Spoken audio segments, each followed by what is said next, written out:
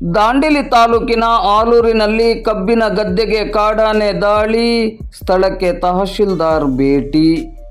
ದಾಂಡೇಲಿ ತಾಲೂಕಿನ ಆಲೂರಿನಲ್ಲಿ ಸ್ಥಳೀಯ ರೈತರೊಬ್ಬರ ಕಬ್ಬಿನ ಗದ್ದೆಗೆ ಕಳೆದ 2-3 ದಿನಗಳಿಂದ ಕಾಡಾನೆ ದಾಳಿ ಮಾಡಿ ಬೆಳೆ ಹಾನಿ ಮಾಡಿದೆ. ಬೆಳೆ ಹಾನಿಗೀಡಾದ ಸ್ಥಳಕ್ಕೆ ಗುರುವಾರ ಸಂಜೆ 5 ಗಂಟೆ ಸುಮಾರಿಗೆ ತಹಶೀಲ್ದಾರ್ ಶೈಲೇಶ್ ಪರಮಾನಂದ್ ಹಾಗೂ ಕಂದಾಯ ನಿರೀಕ್ಷಕರಾದ ರಾಘವೇಂದ್ರ ಪಾಟೀಲ್ ಅವರು ಭೇಟಿ ನೀಡಿ ಪರಿಶೀಲನೆಯನ್ನು ನಡೆಸಿದರು.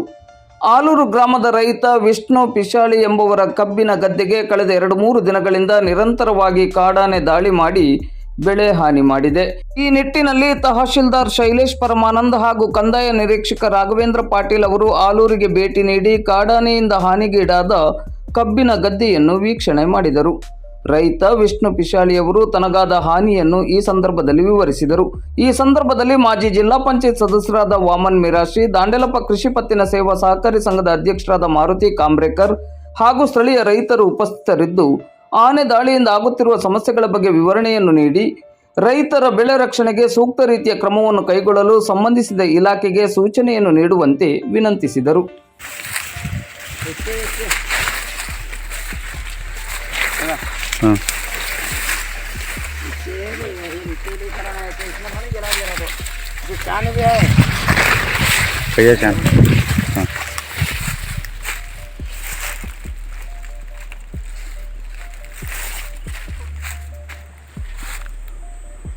गेलं मगन होतात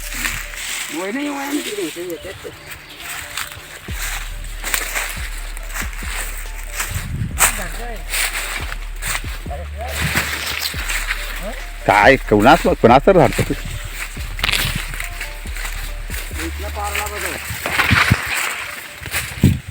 इथे जाळी पाडून पावला ना.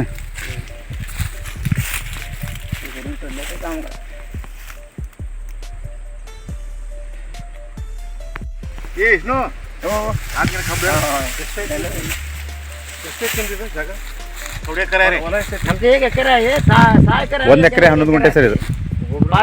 ಒಬ್ಬೊಬ್ಬರಿಗೆ 1 ಎಕರೆ 11 ಗುಂಟೆ.